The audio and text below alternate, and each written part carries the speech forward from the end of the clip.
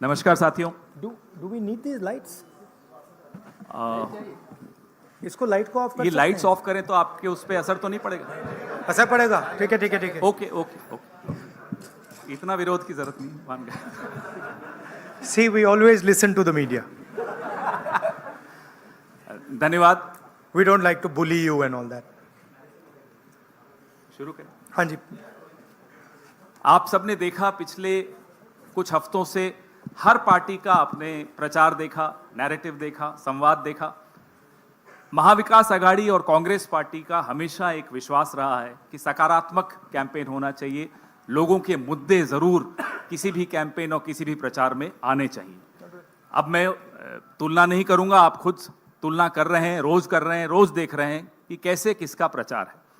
राहुल गांधी जी ने, मल्लिकार्जुन खड़गे साहब ने, हमारी पूरी पार्टी ने हमेशा ये प्रयास किया है कि मुद्दों पर आधारित प्रचार हो और मुद्दों पर आधारित ही सरकारें चलें, मुद्दों पर आधारित ही राजनीति हो। मैं ज़्यादा समय नहीं लूँगा, मैं राहुल गांधी जी से आग्रह करूँगा कि वो इस प्रेस वार्ता को शुरू करें। नमस्कार। I'd like to welcome all of you here. Maharashtra का जो चुनाव है विचारधारा का चुनाव है और 1-2 अरबपति और गरीबों के बीच में चुनाव है। अरबपति चाहते हैं कि मुंबई की जमीन उनके हाथ चले जाए। एस्टिमेट है 1 लाख करोड़ का एस्टिमेट है। 1 अरबपति को 1 लाख करोड़ रुपए देने की बात है। ये बैकग्राउंड मैं आपको दे रहा हूं।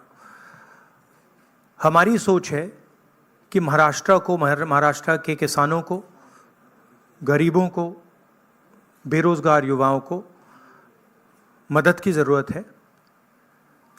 रोजगार, महंगाई मेन इश्यूज हैं और हमने क्लियरली बोला है, हर भाषण में मैं बोलता हूं कि हमारी फोकस महिलाओं की मदद करने का है।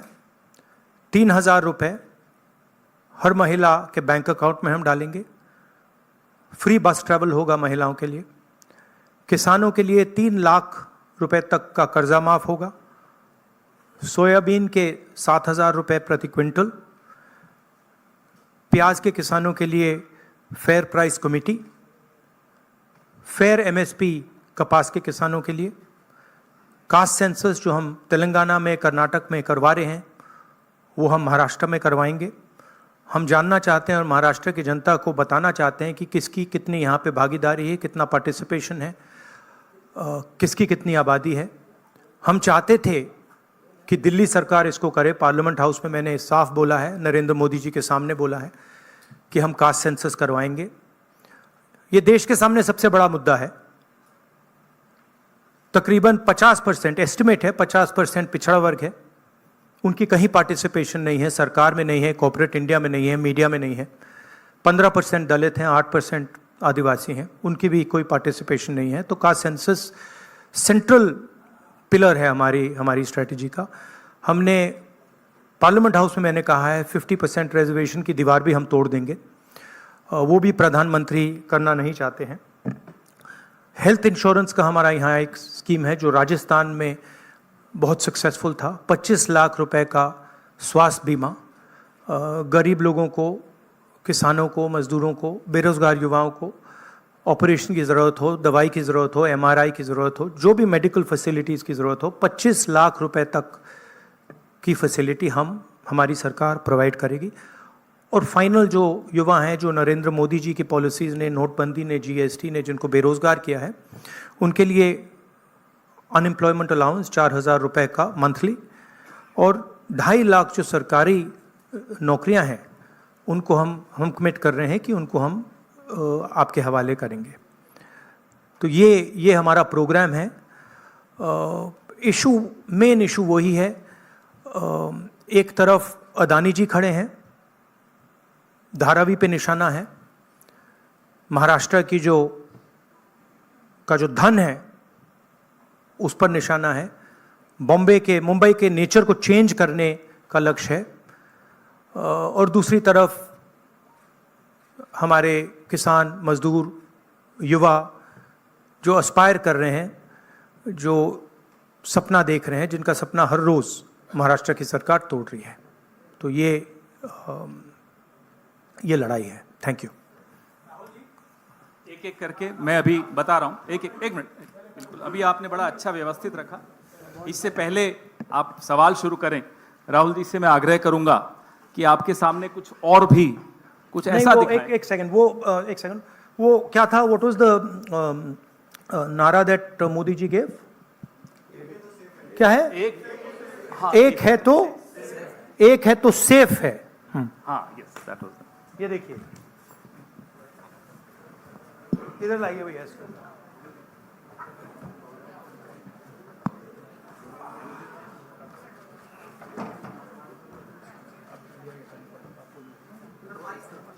ये है नरेंद्र मोदी जी का एक है तो सेफ है। ये देखिए, एक है तो सेफ है।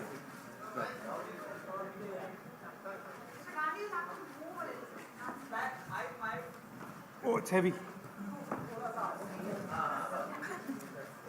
ये इसमें एक है तो सेफ है। ये नरेंद्र मोदी जी की महाराष्ट्र सरकार की स्ट्रेटजी है। हम आपको ये दिखाना चाह रहे हैं। मुश्किल खुलता है ये पकड़िए। ये देखिए, एक है तो सेफ है। देख लीजिए। और ये स्ट्रैटेजी का लक्ष्य है। देखिए, एक है तो सेफ है। धारावी का मैप है। ये भी दिखा दीजिए। दूसरा पोस्टर दीजिए। ये 1 लाख करोड़ रुपए का धंधा चल रहा है।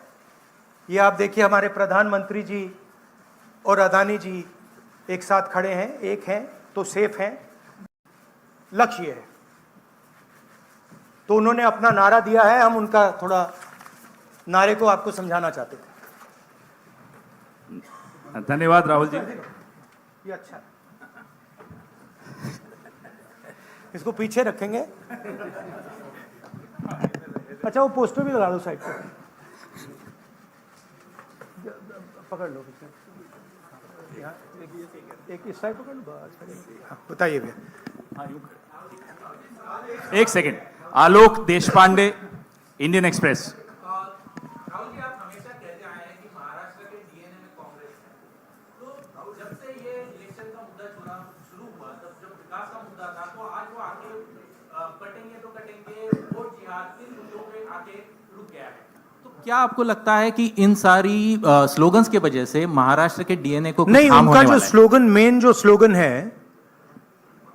एक है तो सेफ है, वो मैंने इतनी अच्छी तरह आपको दिखाया है, उसको समझाया है कि एक है तो सेफ है। एक कौन है? एक नरेंद्र मोदी जी हैं, अदानी जी हैं, अमित शाह जी हैं। सेफ है तो कौन सेफ है? अदानी जी सेफ हैं। कष्ट किसको होगा? धारावी की जनता को होगा। नुकसान किसका होगा? धारावी की जनता को होगा। जो हिंदुस्तान की स्मॉल और मीडियम इंडस्ट्रीज हैं, जिसका एक चिन्ह धारावी है, उसको एक व्यक्ति के लिए खत्म किया जा रहा है। तो लड़ाई यही है। नारा उन्होंने दिया, हमने आपको समझा दिया। इस इलेक्शन का नारा मोदी जी ने दिया है और बिल्कुल सही नारा है। एक है तो सेफ है। सवाल है, सेफ कौन है? सेफ किसका है? एक कौन है? यह सवाल है। दीपक भट्टू से लोकमत। राहुल जी, आज मार्केट में किसानों को सोयाबीन का 4,000 रुपया करीबन रेट मिल रहा है। एमएसपी है 4,830 रुपया। तो आपने कहा है कि हम लोग 7,000 रुपये देंगे अगर सत्ता पे आएंगे तो, और प्लस बोनस। तो 4,000 और 7,000 प्लस बोनस, ये जो डिफरेंस है वो कहाँ से कांग्रेस कॉम्पेंसेट करेगी? ये हमने सारे कैलकुलेशंस कर रखे हैं। हमारा एक्सपीरियंस है, हमने ऐसी ही पॉलिसीज छत्तीसगढ़ में चलाई हैं, तो financially there is no problem, this is easily feasible, we have done all the calculations. Study किया है हमने, अगर आप डिटेल्स चाहते हैं तो हमारी टीम से हम आपको पूरा फाइनेंशियल डिटेल्स, ये जो हमारी कमिटमेंट्स हैं, इसका पूरा फाइनेंशियल डिटेल हम आपको दे देंगे, कोई प्रॉब्लम नहीं है। रंजीत सिंह, ANI। अभी राहुल जी गुड मॉर्निंग। मैं रंजीत, ANI से।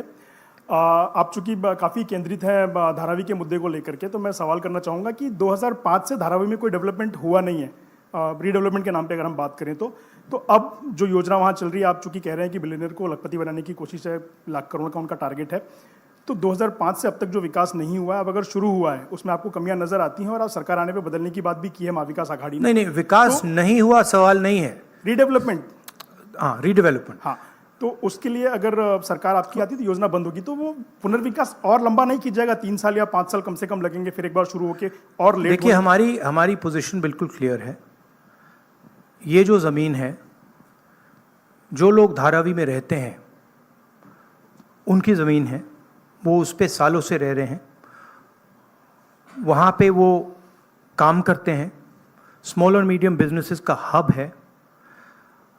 धारावी को कन्वर्ट करने में दूसरी भी इश्यूज हैं, मैंग्रोव्स की जो ज़मीन है वो छीनी जा रही है, यहाँ पे बाढ़ आती है, ज़्यादा आएगी, लोगों को नुकसान होगा, और पूरा का पूरा काम एक व्यक्ति की मदद करने के लिए है।